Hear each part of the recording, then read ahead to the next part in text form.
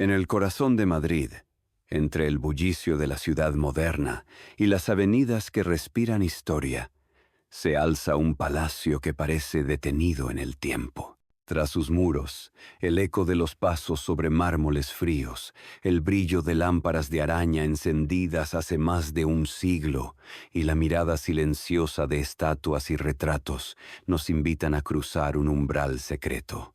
Ese lugar es el Palacio de Cerralbo, una de las residencias aristocráticas mejor conservadas de la capital española, y también la puerta de entrada al universo de un hombre singular, Enrique de Aguilera y Gamboa, 17, Marqués de Cerralbo. A finales del siglo XIX y principios del XX, cuando Europa se debatía entre la modernidad y la tradición, Cerralbo encarnó como pocos esa tensión. Fue un político carlista apasionado que defendía un ideal de monarquía legitimista frente a la corriente liberal dominante. Fue un arqueólogo incansable que recorrió la península ibérica con el polvo del pasado en las manos y la mirada fija en los vestigios de culturas prerromanas. Fue también un coleccionista voraz, capaz de reunir en su palacio miles de piezas desde armaduras y monedas antiguas hasta pinturas de maestros como el Greco o Zurbarán, con la obsesión de preservar la memoria de un mundo que sentía desaparecer. Y por encima de todo fue un excéntrico, un aristócrata que vivió entre la solemnidad de sus títulos y el delirio de sus pasiones. El visitante que hoy atraviesa las puertas del Palacio de Cerralbo puede sentir aún la respiración de aquel personaje. El aire está cargado de historias. En los salones dorados, donde antaño se celebraban tertulias políticas y bailes deslumbrantes.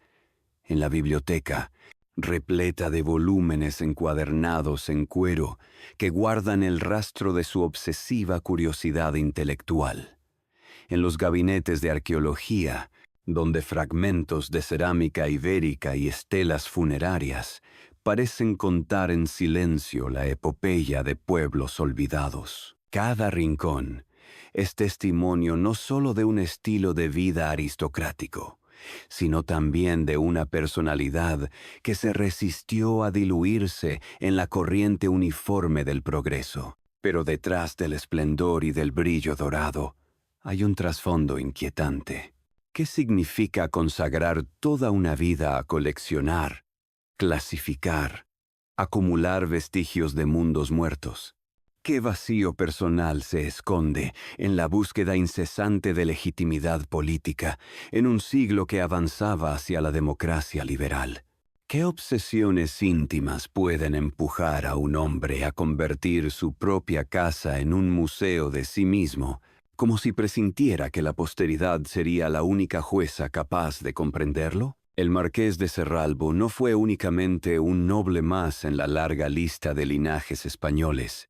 Fue un espejo roto donde se reflejan las contradicciones de una época. A medida que se despliega esta historia, descubriremos cómo los marqueses de Cerralbo pasaron de ser una familia de la nobleza castellana a convertirse en protagonistas de un relato donde convergen la política, la arqueología y la pasión por el coleccionismo. Veremos el peso de las raíces familiares, las alianzas que cimentaron su poder y el modo en que Enrique de Aguilera supo o tal vez no supo navegar entre dos mundos en conflicto. También nos detendremos en los episodios más oscuros. La tensión entre tradición y modernidad, las derrotas políticas, las luchas internas que marcaron la decadencia de la aristocracia en la España de comienzos del siglo XX. Este recorrido no es solo la biografía de un aristócrata excéntrico. Es, sobre todo, la exploración de un legado tangible. Porque mientras otros palacios se transformaron, se vaciaron o desaparecieron, el de Cerralbo permanece intacto, como si aguardara al visitante para contarle en primera persona lo que fue vivir en el umbral entre dos siglos. El mármol, los tapices, Los relojes detenidos, las vitrinas abarrotadas de objetos milenarios, todos forman parte de una misma pregunta. ¿Hasta qué punto un hombre puede construir su eternidad a través de las cosas que acumula? En el silencio solemne del museo, uno casi puede escuchar la voz del marqués resonando en las estancias. Una voz que mezcla la erudición del académico con la pasión del político y la melancolía del coleccionista. Una voz que nos recuerda que cada dinastía, por poderosa que haya sido, termina reducida a lo que sobrevive en piedra, en papel o en memoria. Y, sin embargo, pocas voces han dejado una huella tan concreta, tan visible, tan palpable, como la de Enrique de Aguilera y Gamboa. Allí, en la calle Ventura Rodríguez de Madrid, el tiempo parece haberse detenido para preservar la memoria de un linaje, de un hombre y de un sueño. Así comienza nuestra travesía por la historia de los marqueses de Cerralbo, una historia de esplendor y de sombras, de arqueología y de política, de coleccionismo y de obsesiones. Una historia que, más de un siglo después, sigue viva en las salas de un palacio convertido en museo. Un relato que nos invita a reflexionar sobre la fragilidad de la grandeza y la permanencia de los objetos frente al destino efímero de quienes los poseyeron. Y ahora, al cruzar juntos este umbral, surge la pregunta inevitable: ¿qué secretos se esconden tras los muros dorados del Palacio de Cerralbo?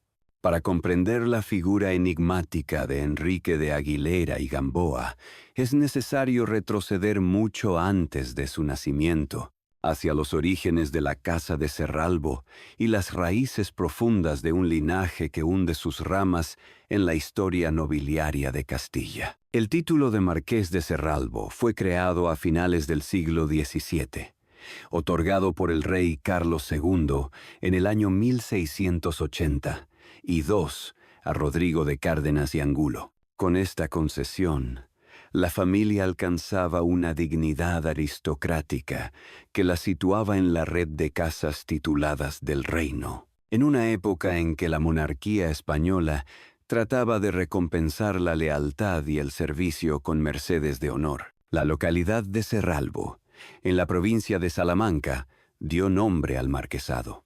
Se trataba de una tierra de señoríos y de hidalgos, donde familias de menor rango aspiraban a ascender a través del servicio a la corona y las alianzas matrimoniales. La historia de la nobleza castellana es, en gran medida, la historia de esa red invisible de pactos familiares. Cada matrimonio era una operación política y económica. Con él se unían no solo apellidos, sino propiedades, derechos de mayorazgo y capital social. De este modo, la familia de Cárdenas se enlazó con otras casas de hidalguía y con linajes urbanos enriquecidos, consolidando así una base que les permitió mantener relevancia durante el tránsito del antiguo régimen al mundo contemporáneo. En el siglo XVIII, el marquesado de Cerralbo vivió un periodo de consolidación. Los titulares se integraron en la vida cortesana, participaron en la administración real y se preocuparon por mantener y acrecentar sus posesiones. A diferencia de las grandes casas ducalicias, los Cerralbo no poseían un poder desmesurado ni un patrimonio tan extenso, pero supieron preservar su rango y sostener un estilo de vida propio de la aristocracia titulada. Esta situación, paradójicamente, les otorgó cierta flexibilidad.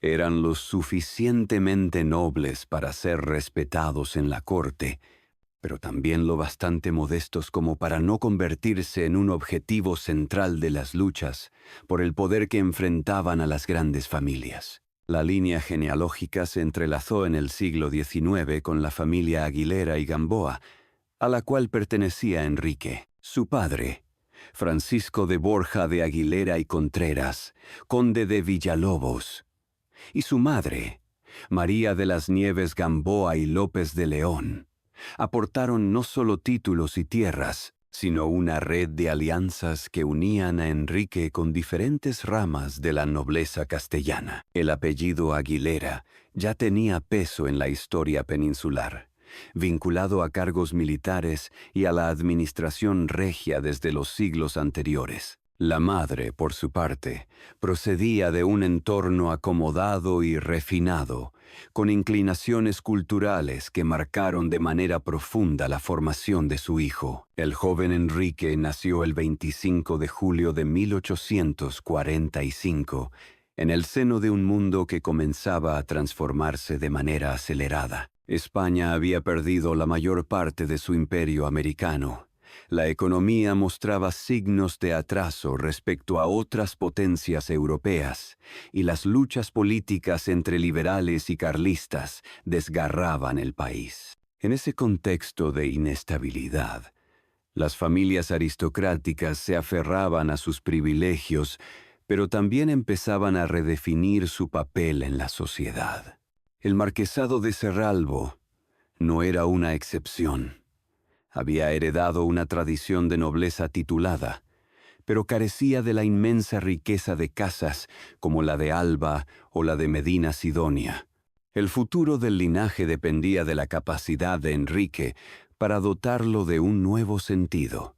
Desde muy temprano, el joven marqués mostró inclinaciones intelectuales y una sensibilidad especial hacia las artes y la historia. La educación que recibió combinó el rigor académico con la formación propia de un aristócrata, estudios de derecho, formación en lenguas clásicas, instrucción en filosofía y ciencias naturales. A través de tutores privados y estancias en universidades, Enrique se empapó de un conocimiento enciclopédico que más tarde se reflejaría en su pasión por la arqueología y el coleccionismo. Pero no era solo un joven de libros. También se formó en la disciplina del debate político, en los salones aristocráticos donde se discutía el destino de España, y donde el carlismo encontraba un terreno fértil entre los defensores de la tradición monárquica y católica. La familia le inculcó desde la infancia un fuerte sentido de identidad nobiliaria. El apellido no era únicamente un conjunto de letras, era un estandarte. En los palacios familiares colgaban retratos de antepasados, armaduras heredadas, documentos que certificaban su linaje. Para Enrique, crecer en ese ambiente significó comprender desde muy temprano que su vida estaría marcada por una doble responsabilidad: preservar la memoria de su casa y proyectar su influencia en un tiempo de cambios. Esa herencia de orgullo y deber fue el suelo sobre el que germinarían sus pasiones posteriores. Sin embargo, había en la raíz del linaje Cerralbo un matiz que marcaría a Enrique de por vida: la conciencia de estar en un rango intermedio. No eran los primeros entre los grandes, pero tampoco simples nobles de provincia. Esa posición de frontera, de no pertenecer plenamente ni al círculo más exclusivo, ni al mundo de los comunes, alimentó en Enrique una necesidad constante de afirmación. Quizás por eso abrazó con tanto fervor las causas políticas que lo distinguían, o por eso reunió colecciones vastísimas, como si cada objeto adquirido fuera una prueba tangible de su grandeza personal y familiar. La herencia material que recibió también jugó un papel fundamental. Aunque los Cerralbo no tenían extensos latifundios, sí poseían rentas suficientes para sostener una vida de lujo. En Madrid, la construcción del Palacio de Cerralbo, iniciada en la década de 1880, fue el culmen de esa voluntad de afirmación. Enrique concibió aquel edificio no solo como residencia, sino como un manifiesto arquitectónico de lo que significaba ser noble en la España contemporánea. Cada sala, cada decoración, cada vitrina estaba diseñada para contar una historia, la de un linaje que se resistía a caer en el olvido. Al mirar hacia atrás, El origen de la Casa de Cerralbo y su evolución a lo largo de los siglos explican gran parte del carácter de Enrique. La nobleza castellana del siglo XVII y XVIII, con su mezcla de orgullo y precariedad, con su búsqueda de reconocimiento a través de títulos y matrimonios, estaba inscrita en su sangre. El siglo XIX lo obligó a reinterpretar esa herencia. En lugar de limitarse a ser un noble pasivo, eligió convertirse en un protagonista activo de la vida cultural y política de su país. Pero esa decisión no fue casualidad. Era el eco de sus raíces, el legado invisible de generaciones que habían sabido sobrevivir en un mundo en constante transformación. Así, cuando Enrique de Aguilera y Gamboa asumió plenamente el título de Marqués de Cerralbo, no lo hizo como un heredero indiferente. Lo hizo como alguien consciente de que representaba la memoria de un linaje y la proyección de su futuro.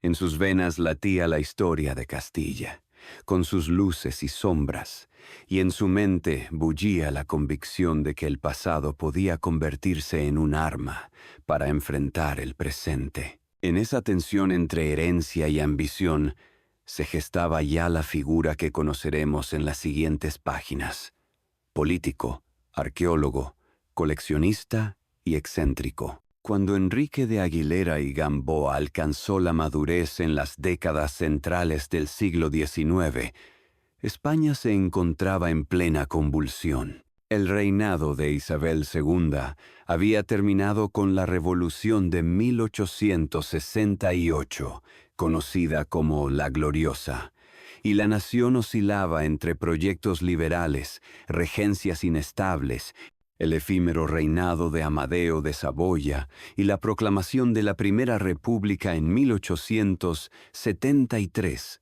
En ese escenario, marcado por la inestabilidad política, las guerras carlistas resurgieron con fuerza. Enrique, formado en un ambiente de catolicismo militante y de tradición monárquica legitimista, halló en la causa carlista el espacio natural para expresar sus convicciones y su necesidad de destacar. Su entrada en la vida pública se produjo a través de su participación activa en el Partido Carlista. Bajo la bandera del pretendiente Carlos de VII, don Carlos de Borbón y Austria Este, Cerralbo se convirtió en uno de los organizadores más eficaces del movimiento. Su rango nobiliario le permitía abrir puertas y su oratoria le daba presencia en los mítines. Pero más allá de su visibilidad, lo que lo distinguió fue su capacidad para estructurar el partido, dotarlo de bases sólidas y modernizar sus métodos de propaganda. La prensa carlista de la época lo menciona como un líder dinámico, capaz de mantener unidas a facciones que muchas veces se enfrentaban entre sí por rivalidades internas. Enrique llegó a ser nombrado jefe delegado del carlismo en España, una posición que lo colocaba en el vértice de la organización política tradicionalista. Desde ese puesto, coordinó campañas, fortaleció redes de militantes y promovió la creación de círculos carlistas en diferentes regiones del país. Su objetivo no era solamente militar. Aunque apoyaba las expediciones armadas en el marco de la Tercera Guerra Carlista, 1872-1876, sino sobre todo político e ideológico. Quería construir un movimiento de masas que trascendiera el mero alzamiento bélico y ofreciera una alternativa real a la monarquía liberal de los Borbones. A su lado, colaboraban figuras como Ramón Nocedal o Cándido Nocedal, dirigentes influyentes del tradicionalismo. Pero fue Cerralbo quien introdujo una visión más estructurada, casi moderna, de la política. Promovió el uso de periódicos, boletines y conferencias para difundir las ideas carlistas. Organizó giras por provincias, en las que su sola presencia, acompañado por la pompa aristocrática de su título, despertaba entusiasmo entre los partidarios y respeto entre los adversarios. Durante aquellos años, Enrique era descrito como un hombre alto, de barba espesa, con mirada intensa y gestos solemnes, capaz de combinar la altivez del noble con la convicción apasionada del militante. Aunque la Tercera Guerra Carlista terminó con la derrota del pretendiente y la consolidación de Alfonso XII en el trono, Enrique no desapareció de la vida pública. Al contrario, supo transformar la derrota en una plataforma para reforzar la identidad política del carlismo en tiempos de paz. De hecho, su legado en el ámbito político no radica tanto en victorias concretas como en la construcción de una cultura política carlista que sobrevivió gracias a la organización que él ayudó a consolidar. Por esa razón, la historiografía lo recuerda como una de las figuras más decisivas del movimiento en la España de finales del siglo XIX. Pero su vida no se limitó al combate ideológico. Con la misma pasión con la que defendía el trono legitimista, Enrique se volcó en otro campo que marcaría su legado: la arqueología. A partir de la década de 1880, comenzó a financiar y a dirigir excavaciones en distintos puntos de la península. Su interés se centraba sobre todo en las culturas prerromanas, especialmente en la Celtiberia. Excavó en yacimientos de Guadalajara, Soria y Teruel, y se rodeó de un grupo de jóvenes arqueólogos y eruditos a los que inculcó un método de trabajo disciplinado y, para su tiempo, riguroso. Aunque hoy algunas de sus técnicas puedan parecer rudimentarias, en su época representaron un avance en la sistematización de las excavaciones. Los informes de Serralbo, publicados en revistas científicas y boletines, dieron a conocer hallazgos importantes: cerámicas, fíbulas, armas de hierro, restos funerarios que arrojaban luz sobre los pueblos que habitaron la península antes de la llegada de Roma. Su figura como arqueólogo fue reconocida en congresos nacionales e internacionales y llegó a ocupar cargos relevantes en instituciones académicas. Fue miembro de la Real Academia de la Historia y participó en sociedades arqueológicas europeas, donde su condición de noble y coleccionista le abría puertas con facilidad. Su nombre comenzó a circular no solo en ambientes políticos, sino también en los círculos científicos. Este interés por la arqueología no era un capricho aislado. Se vinculaba con su visión del pasado como fundamento de la identidad. Para un carlista como él, la historia no era un simple objeto de estudio, sino la prueba tangible de que las raíces de España se hundían en tradiciones seculares que debían ser preservadas frente al avance de ideas modernas y extranjeras. Cada objeto desenterrado era, en cierto modo, una piedra más en la construcción simbólica de una nación católica y tradicional. Así, la arqueología se convertía para Enrique en una prolongación cultural de su militancia política. El tercer pilar de su vida pública fue el coleccionismo, llevado a un nivel casi obsesivo. A lo largo de décadas, Enrique de Aguilera reunió en su palacio madrileño una de las colecciones privadas más vastas y heterogéneas de España. Pinturas de maestros antigos, esculturas clássicas, armaduras, tapices, relógios, monedas, porcelanas orientales, armas históricas, manuscritos iluminados, todo cabía en su universo coleccionista. La variedad de piezas no respondía a un criterio único, sino a una fascinación general por todo lo que encarnara la memoria de la humanidad. El resultado fue un palacio abarrotado de objetos, dispuesto con una escenografía que convertía cada estancia en un gabinete de maravillas. El Palacio de Serralbo, construido en estilo ecléctico, con elementos neobarrocos y clasicistas, se erigió entre 1883 y 1893 bajo la dirección de los arquitectos Alejandro Sureda y Luis Cabello Azó. Desde su fachada solemne hasta la fastuosa escalera principal, Todo estaba pensado para impresionar al visitante y subrayar el rango social del marqués. Pero más allá de la ostentación, lo que hacía único al palacio era la manera en que Enrique lo convirtió en un auténtico museo privado. Cada sala estaba organizada temáticamente, de modo que los objetos dialogaban entre sí y con el propio mobiliario. No se trataba de acumular sin orden, sino de ofrecer un relato visual de la cultura y de la historia. En este ambiente, Enrique recibía a políticos, intelectuales, artistas y viajeros.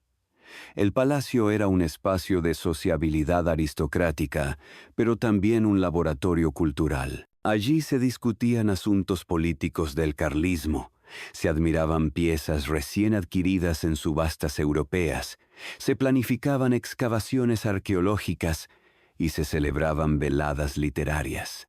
La vida de Enrique giraba en torno a este universo, en el que se confundían sus pasiones y su identidad.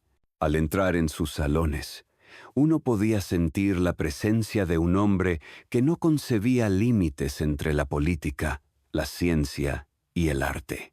Durante estas décadas de plenitud, Enrique fue una figura reconocida y respetada, aunque también polémica. Sus enemigos políticos lo acusaban de reaccionario, de vivir anclado en el pasado, de utilizar su posición social para sostener causas perdidas.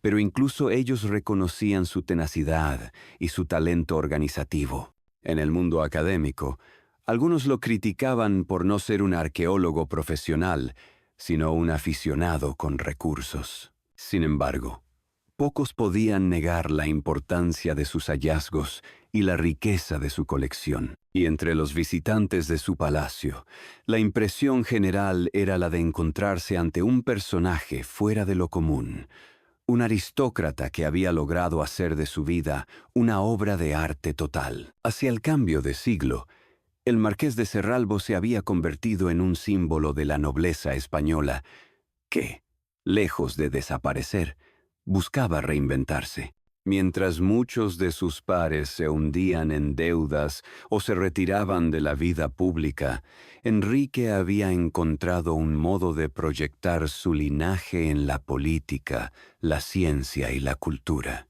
Sus discursos carlistas seguían atrayendo multitudes. Sus excavaciones eran citadas en congresos, y su palacio se consolidaba como un referente de sociabilidad y de erudición. Era, sin duda, la época dorada de su trayectoria, pero como toda cima, esta también anticipaba la pendiente hacia el ocaso. Bajo la apariencia de solidez, había fisuras. La causa carlista mostraba signos de agotamiento. La arqueología científica avanzaba hacia métodos más técnicos que dejaban atrás a los eruditos aristócratas, y el coleccionismo de Cerralbo empezaba a aparecer una acumulación excesiva, casi maniática, en comparación con los museos modernos. Enrique de Aguilera disfrutaba de un prestigio indudable, pero el mundo alrededor cambiaba con una rapidez que amenazaba con dejarlo aislado. Al detenernos aquí, contemplamos al marqués en el cenit de su vida, político influyente, arqueólogo respetado, coleccionista insaciable, dueño de un palacio que era su espejo. Y surge inevitable la pregunta: ¿qué ocurre cuando el tiempo, con su fuerza implacable, comienza a cuestionar las certezas de un hombre que había querido erigirse en guardián de la tradición? Si en los años finales del siglo XIX, Enrique de Aguilera y Gamboa, marqués de Cerralbo, se presentaba como un hombre en plenitud, las primeras décadas del siglo XX lo confrontaron con una serie de dilemas que revelaron el lado oscuro de su vida. Detrás de la imagen solemne del político, del arqueólogo y del coleccionista, emergieron tensiones internas, conflictos externos y una sensación cada vez más aguda de aislamiento. La modernidad, con su ritmo vertiginoso, comenzaba a dejar atrás a una generación de aristócratas que, como él, habían nacido en el cruce entre tradición y progreso. El primer ámbito en el que se percibió la fragilidad de Serralbo fue el político. El carlismo, que había encontrado en él un organizador incansable, entró en un periodo de crisis tras la derrota militar de la Tercera Guerra Carlista y el fracaso de distintos intentos de restauración. A pesar de sus esfuerzos, las bases sociales del movimiento se desgastaban. La industrialización incipiente, las tensiones obreras, la expansión del republicanismo y del socialismo ofrecían nuevas respuestas a los problemas del país. Frente a estas fuerzas emergentes, el carlismo empezaba a parecer una reliquia. Incluso dentro de sus propias filas surgieron divisiones.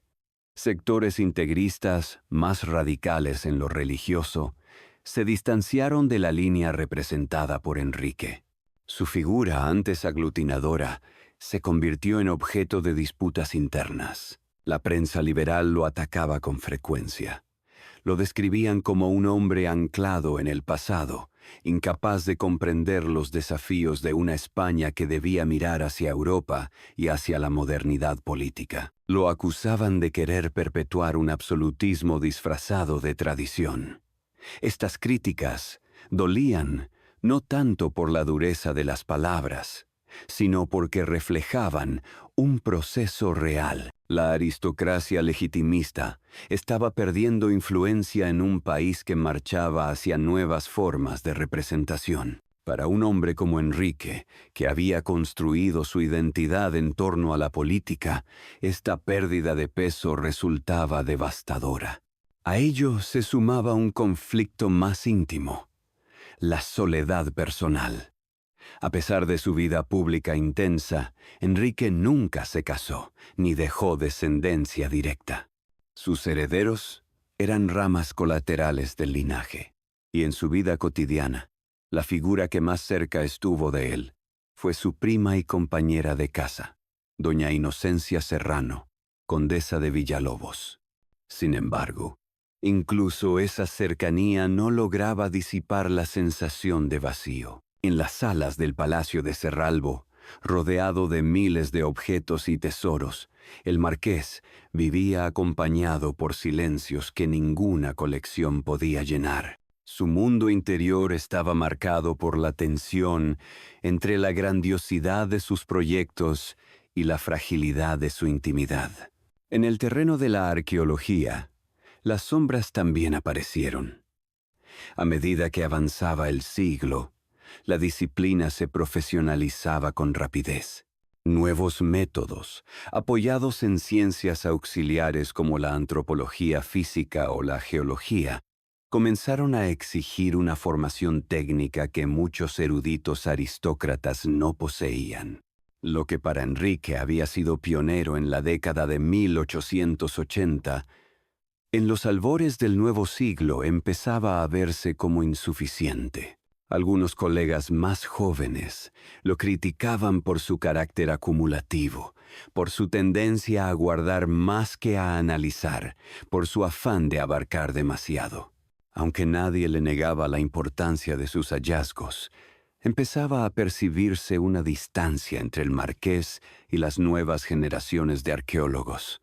Estas tensiones se agravaban por su estilo personal, marcado por una excentricidad que despertaba admiración y rechazo a partes iguales. Quienes lo visitaban en el palacio quedaban fascinados por la magnificencia de las colecciones, pero también sorprendidos por el celo obsesivo con que controlaba cada detalle.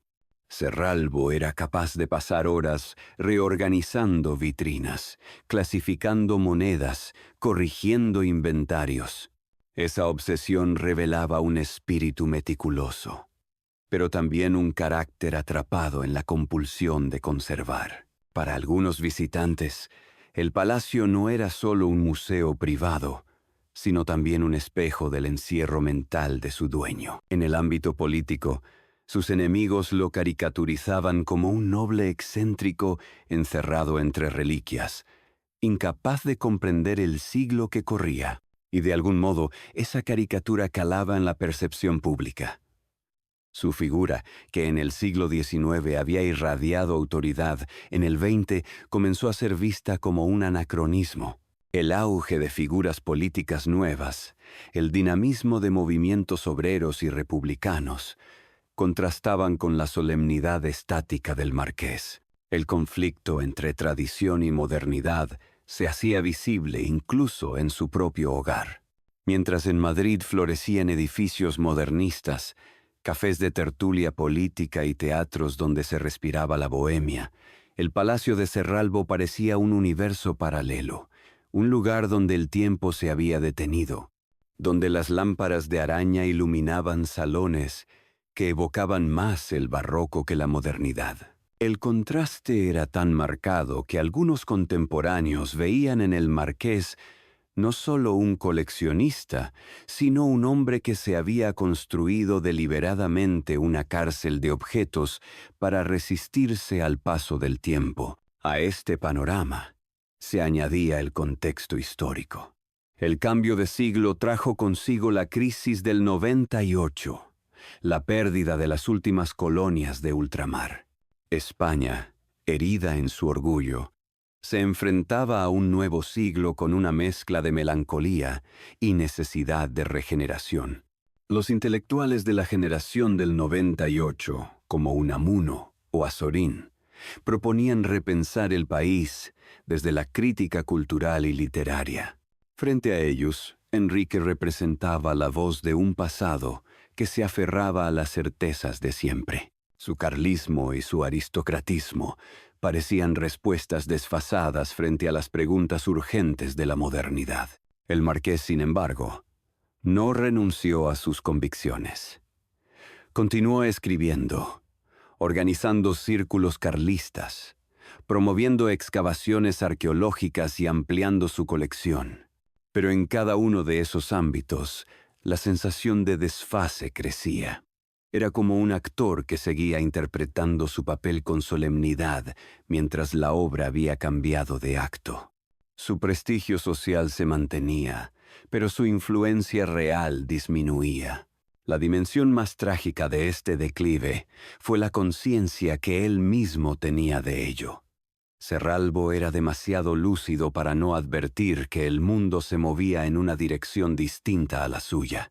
Sus diarios y cartas, conservados parcialmente, revelan un tono cada vez más melancólico, una mezcla de orgullo herido y resignación. Es en estas páginas donde se vislumbra el lado humano detrás del personaje público, un hombre que, habiendo dedicado su vida a preservar la tradición, sentía que la tradición misma se le escapaba de las manos. El conflicto entre la permanencia de los objetos y la fugacidad de la vida se convirtió en una obsesión. El palacio estaba lleno de testimonios materiales, pero él mismo, sin descendencia directa, se sabía mortal. La decisión de convertir su residencia en museo y legarla al Estado tras su muerte fue, en gran medida, una respuesta a esa angustia. No podía asegurar la continuidad de su linaje en términos biológicos, pero podía garantizar la permanencia de su memoria a través de las cosas. El Palacio de Cerralbo sería, de ese modo, su tumba gloriosa y su voz hacia la posteridad. Sin embargo, incluso esa decisión fue leída con ambigüedad. Algunos lo alabaron como gesto generoso, como un acto de entrega patriótica. Otros lo interpretaron como la culminación de su egocentrismo. Un hombre que convirtió su casa en un monumento a sí mismo. Sea como fuere, la donación del palacio asegura hasta hoy que su nombre siga vivo. Pero también muestra el dilema de un noble atrapado entre la voluntad de trascender y la imposibilidad de adaptarse plenamente a su tiempo. En los años finales de su vida, Enrique de Aguilera vivió cada vez más recluido en su palacio madrileño. Continuaba recibiendo visitas selectas, seguía organizando tertulias, pero el peso de la edad y la conciencia del declive político lo apartaron de la primera línea. La muerte de sus aliados carlistas, La fragmentación del movimiento y la llegada de nuevas generaciones alejadas de sus ideales confirmaban que su tiempo se apagaba. Falleció en 1922, a los 77 años, rodeado de sus colecciones, en la misma residencia que había convertido en su proyecto vital. La sombra que acompaña su figura es la de un hombre que, al luchar por preservar el pasado, terminó encarnando también su tragedia: el aislamiento, la incomprensión y la melancolía. Un aristócrata sin herederos, un político sin victoria, un arqueólogo cuestionado, un coleccionista que acumulaba más de lo que podía abarcar. Y sin embargo, de esas sombras surge también la fascinación, porque en su derrota hay grandeza, y en su excentricidad hay una sinceridad que aún conmueve al visitante de su palacio. La muerte del marqués de Cerralbo en 1922 marcó el desenlace de una vida intensa y contradictoria, pero también abrió el capítulo de la decadencia de su linaje directo. Enrique de Aguilera y Gamboa no había dejado descendencia. Su título pasó a ramas colaterales, mientras el palacio y las colecciones, convertidas en herencia cultural, se transformaron en un legado difícil de gestionar en una España convulsa. La caída, sin embargo, había comenzado mucho antes de su desaparición física. Se trataba de una decadencia lenta, marcada por la pérdida de peso político, la desconexión con los tiempos modernos y la inevitable disolución del ideal aristocrático en el siglo XX. El característico aislamiento de Enrique en sus últimos años era el reflejo de esa decadencia. Durante las primeras décadas del siglo, las voces políticas que marcaban el rumbo de España ya no miraban hacia el carlismo ni hacia las viejas casas nobiliarias. El país se encontraba atrapado entre la inestabilidad parlamentaria, las huelgas obreras, el auge del republicanismo y el papel cada vez más decisivo del ejército en la vida pública. El marqués, con sus convicciones tradicionales, parecía una reliquia viva.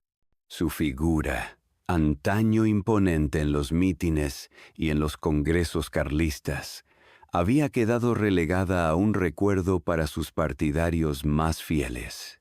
En el ámbito académico y cultural, la brecha entre Cerralbo y el nuevo siglo también se ensanchaba.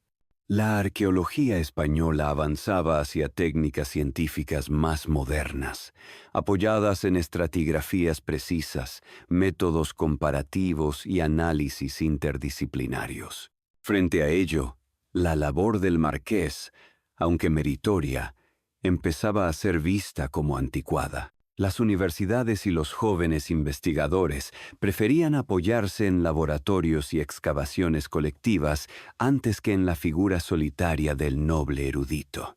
Su nombre, respetado, quedaba como el de un pionero, pero no como el de un referente vigente. El palacio madrileño, que durante décadas había sido un centro vibrante de sociabilidad aristocrática, se transformaba progresivamente en un espacio de clausura. Las veladas se hicieron menos frecuentes, los visitantes se redujeron, y el ambiente solemne de las colecciones comenzó a adquirir un aire melancólico. Los objetos, que antes eran símbolo de prestigio y de orgullo, parecían convertirse en testigos mudos de una vida que se apagaba. Para Enrique, sin embargo, el palacio era su refugio, el lugar donde aún podía sentirse dueño de un universo ordenado, aunque el mundo exterior se agitara con cambios que ya no comprendía ni compartía. La Primera Guerra Mundial, aunque España permaneció neutral, tuvo repercusiones económicas y sociales que acentuaron la crisis de las viejas élites. La aristocracia vio disminuir sus rentas tradicionales, dependientes de tierras y de títulos, mientras la nueva burguesía industrial y financiera ganaba protagonismo. En este contexto, el marqués representaba la imagen de un orden en extinción. un noble que intentaba sostener, con la magnificencia de sus colecciones, un poder que ya no encontraba base material ni influencia real. La muerte en 1922 fue un golpe definitivo para la casa de Cerralbo. Con su desaparición se cerraba un capítulo sin continuidad directa.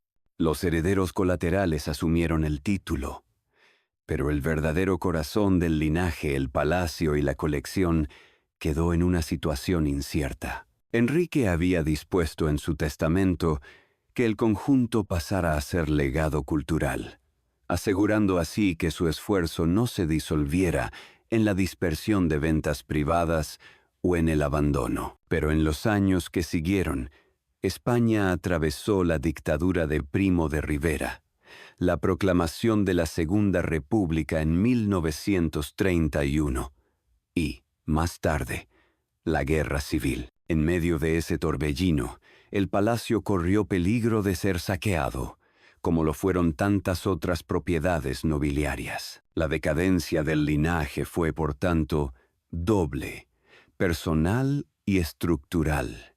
Personal, porque Enrique, sin descendencia, encarnaba el fin de una rama familiar incapaz de proyectarse en el futuro. Estructural, porque la aristocracia española en su conjunto sufría un proceso de pérdida de relevancia en la vida nacional. Los marquesados, condados y ducados sobrevivían en lo nominal, pero ya no eran actores decisivos. La modernidad republicana y, más tarde, el régimen franquista redefinieron los marcos de poder, relegando a la nobleza a un papel simbólico. El palacio de Cerralbo, entretanto, permaneció como una cápsula del tiempo.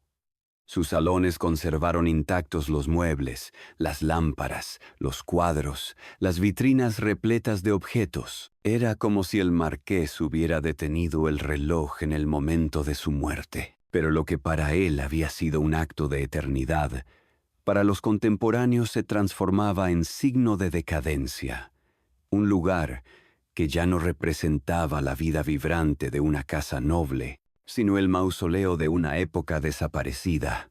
En este proceso de declive, la figura del marqués se rodeó de un halo de contradicciones. Para algunos, fue un benefactor que legó a la nación un tesoro incalculable, un hombre que consagró su vida al servicio de la tradición y de la cultura. Para otros, fue un excéntrico obsesionado consigo mismo, incapaz de adaptarse a su tiempo, cuyo palacio era más un monumento a su ego que a la historia. Esa dualidad, que acompaña a tantos aristócratas en su ocaso, se intensificó en el caso de Enrique por la radical soledad en que murió, rodeado de objetos, pero sin familia cercana, sin el bullicio que antaño llenó sus estancias. El ocaso de la casa de Cerralbo refleja, en definitiva, el ocaso de un modelo de aristocracia. La nobleza castellana, que durante siglos había sostenido el peso político y cultural del reino, entraba en el siglo XX como una sombra de sí misma. El marqués, con su carlismo, su arqueología y su coleccionismo, intentó resistirse, pero terminó encarnando también la inevitabilidad de esa decadencia. Su muerte simbolizó la disolución de un linaje sin herederos y la transformación de un palacio en museo. Ese tránsito de casa habitada a espacio patrimonial es quizás el signo más claro de la caída. Donde antes hubo bailes y debates, ahora hay vitrinas silenciosas. Donde antes hubo proyectos políticos, ahora hay exposiciones para visitantes. La vida se retiró, y en su lugar quedó la memoria congelada. Es una decadencia distinta, más sutil que la ruina material. No la destrucción, sino la museificación. Y sin embargo, en esa decadencia también hay un matiz de grandeza. Porque a pesar de todo, el marqués logró preservar su mundo. Mientras muchas casas nobles perdieron sus palacios o vendieron sus colecciones, la de Cerralbo sobrevivió entera. La decadencia no fue destrucción total, sino metamorfosis. El linaje biológico se extinguió, la influencia política se desvaneció, pero el legado material perdura hasta hoy. En esa paradoja, declive y permanencia al mismo tiempo se condensa la verdadera historia del final de la Casa de Cerralbo. El visitante que hoy atraviesa las puertas del Museo Cerralbo en la calle Ventura Rodríguez de Madrid no se encuentra con un simple palacio. Entra en un universo suspendido en el tiempo, un testimonio palpable de lo que significó la vida de Enrique de Aguilera y Gamboa, y al mismo tiempo una metáfora del destino de la aristocracia española. La herencia del marqués se conserva en cada lámpara de araña, en cada tapiz flamenco, en las vitrinas repletas de porcelanas, monedas y armas, en los lienzos de maestros antiguos que aún cubren las paredes. Es la memoria material de un hombre que, consciente de la fugacidad de la vida y de la extinción de su linaje, decidió perpetuarse a través de los objetos. El legado político del marqués, en cambio, se desdibujó con mayor rapidez. El carlismo, tras sus esfuerzos organizativos, entró en un declive imparable. Durante la Segunda República y el franquismo, el movimiento quedó reducido a un residuo ideológico, lejos de la influencia que alguna vez tuvo. En este sentido, la figura de Enrique encarna la paradoja de un hombre que entregó su vida a una causa condenada a desaparecer. Sus discursos y su militancia fueron intensos, pero el tiempo los volvió eco, una nota al pie en la historia política del país. Muy distinta es la percepción de su obra arqueológica y coleccionista. Aunque sus métodos puedan considerarse superados, sus excavaciones pioneras en la Celtiberia contribuyeron a sentar las bases de la arqueología española. Sus publicaciones, informes y hallazgos sirvieron a generaciones posteriores de investigadores.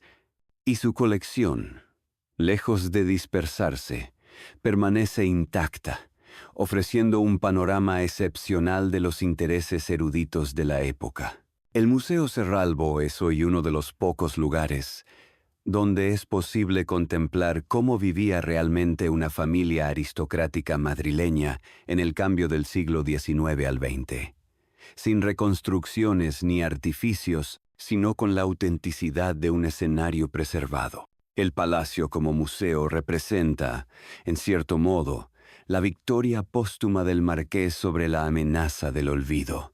Aunque su apellido ya no resuena en las páginas de la política, y aunque no dejó herederos que prolongaran su linaje, su nombre sigue vivo en las guías turísticas, en los catálogos de arte, en los recorridos culturales de Madrid. Miles de visitantes, cada año, pisan los mismos suelos de mármol, suben la misma escalera monumental y descubren la misma obsesión por acumular belleza y memoria. En esa experiencia, el marqués logra lo que tanto anhelaba: sobrevivir más allá de su tiempo. Pero este legado plantea también una reflexión histórica más amplia. La Casa de Cerralbo ilustra la transformación de la nobleza en el siglo XX, de actores políticos y sociales de primer orden a guardianes de un pasado convertido en patrimonio. El palacio, que en vida del marqués fue centro de sociabilidad, se convirtió tras su muerte en museo. Esa metamorfosis refleja la suerte de muchos linajes. Sobrevivieron no como fuerzas vivas, sino como reliquias que explican lo que fue una época. La nobleza española pasó de influir en las decisiones del reino a ser observada tras vitrinas. La contradicción esencial de Enrique se proyecta en este legado.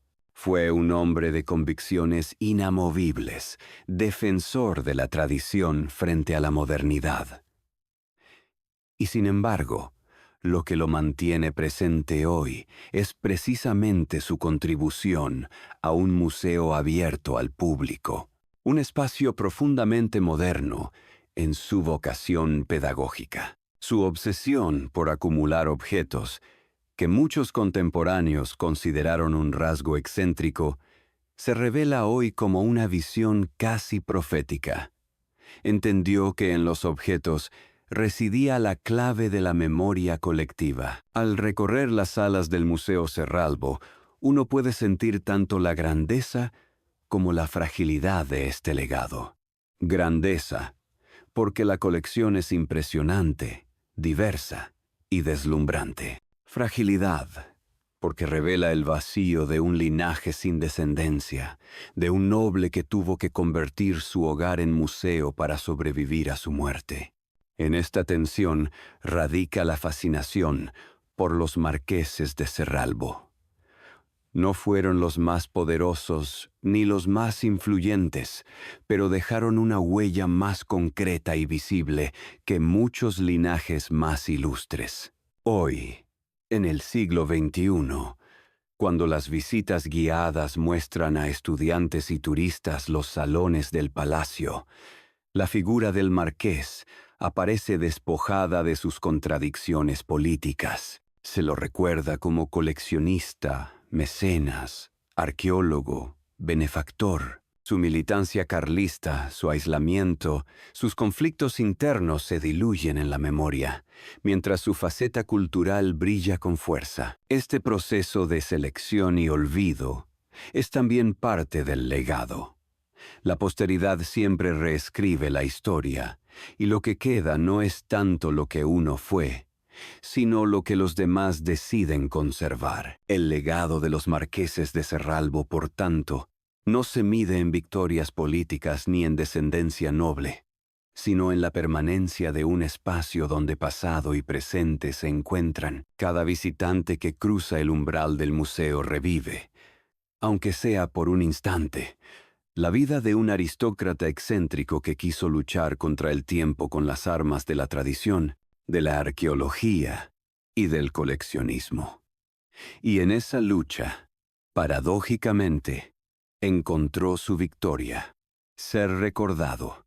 El Palacio de Cerralbo nos recuerda, en última instancia, que la grandeza de un linaje no se mide solo en títulos ni en batallas ganadas, sino en la capacidad de dejar una huella tangible que hable a las generaciones futuras. Enrique de Aguilera y Gamboa, con sus sombras y sus luces, lo consiguió. Y hoy, mientras el sol de Madrid ilumina los ventanales de su museo, su voz parece susurrar todavía entre las vitrinas. El tiempo pasa, pero la memoria permanece. Hemos recorrido juntos la vida y el legado de Enrique de Aguilera y Gamboa, marqués de Cerralbo, un hombre que encarnó la tensión entre tradición y modernidad, entre la política y la arqueología, entre la soledad íntima y la ambición de trascender. Su palacio, hoy convertido en museo, nos habla de un mundo desaparecido, pero también de una pasión por preservar la memoria que sigue viva en cada sala. Querido oyente, si esta historia te ha hecho reflexionar sobre cómo los linajes poderosos se enfrentan al paso del tiempo, te invitamos a acompañarnos en los próximos episodios de Legacy of Rich Dynasties, donde seguiremos explorando las luces y sombras de las familias que marcaron la historia de España y de Europa. Gracias por llegar hasta el final de este viaje. Tu apoyo es fundamental para que podamos seguir desvelando los secretos de los grandes palacios, los silencios de los archivos y las huellas que aún laten en las ciudades y paisajes.